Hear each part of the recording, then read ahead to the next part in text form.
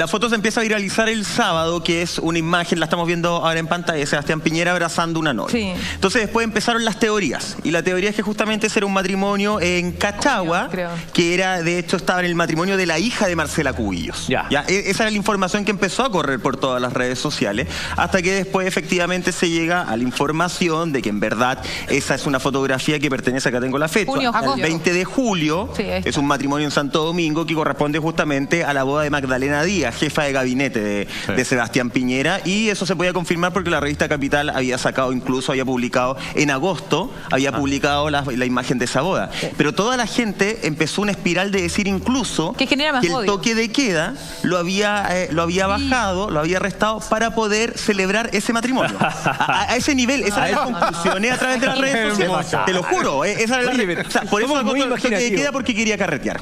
Eso era. Como el rey.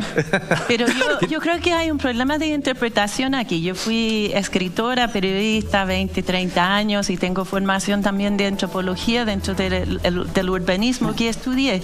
Entonces, yo creo que hay un grupo de gente en las redes sociales que se cuidan mucho de su precisión, de lo que reenvían, etc. Y esa es la gente que está realmente informando.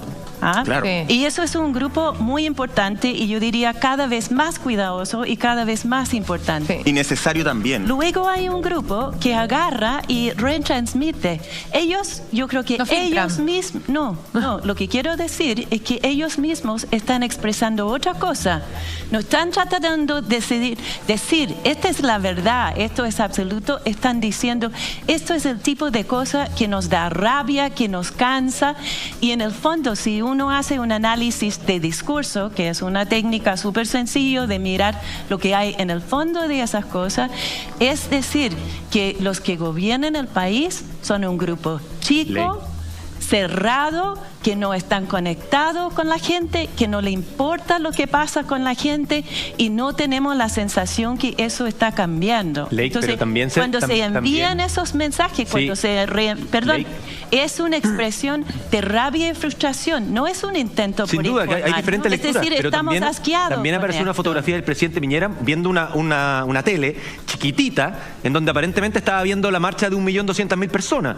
Y resulta que esa fotografía era de hace varios años atrás y se photoshopeó y no correspondía a una observación de la marcha en ese estado por parte del presidente. Entonces, ¿qué lectura haces tú, Alejandro? Hay varias lecturas que se pueden hacer al respecto. Por un lado, no dejemos de lado el hecho de que dos noticias que eventualmente iban a ser fake news fueron verdaderas.